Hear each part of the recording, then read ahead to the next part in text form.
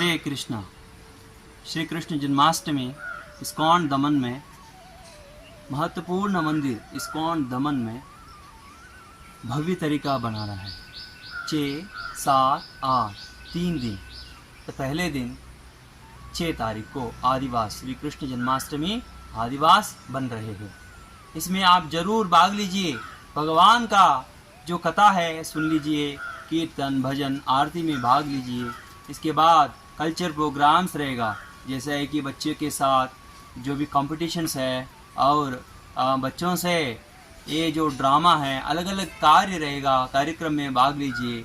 और भगवान बोलते हैं कि नारायण परा वेदा देवनारायण अंगः।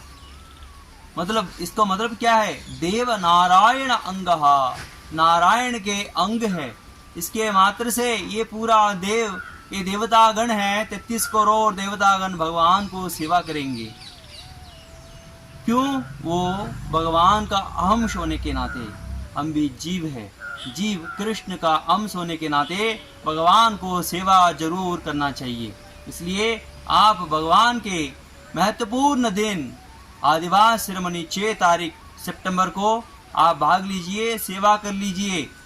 और इसके बाद भगवान प्रसन्न होके 7 तारीख को श्री कृष्ण जन्माष्टमी और महत्वपूर्ण तरीका से बनेगा।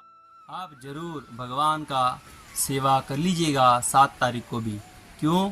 भगवान उस दिन महत्वपूर्ण जन्म लेते हैं इधर। क्यों? भगवान बल्कि हालांकि भगवान जन्म नहीं लेते हैं, लेकिन भगवान हमारे लिए, भक्त के लिए, सज्जन के लिए, आप जैसे सज्जन के लिए भगवान जन्म ले रहे हैं।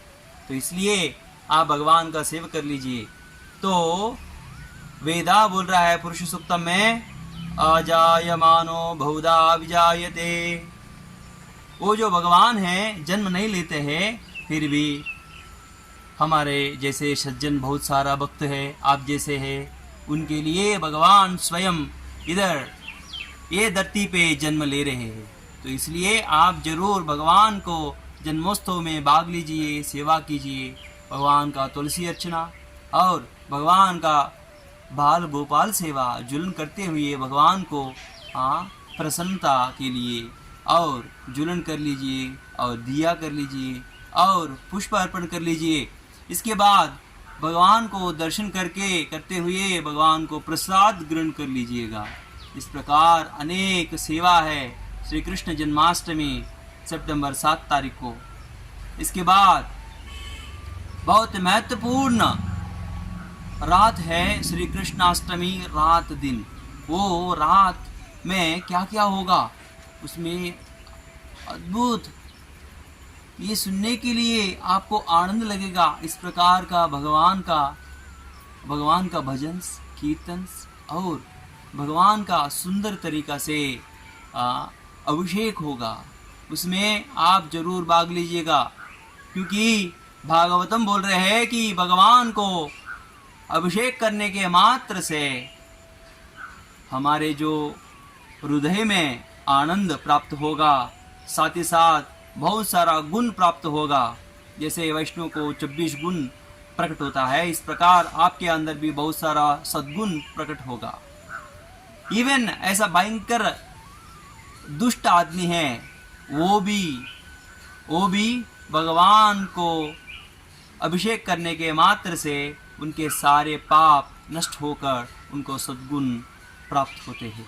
तो इसलिए आप जरूर श्री कृष्णाष्टमी दिन में अभिषेक कर लीजिएगा। आप कितना जो भी हो सकता है, जो भी आप भगवान को सेवा कर सकता है, इसमें जरूर भाग लीजिएगा।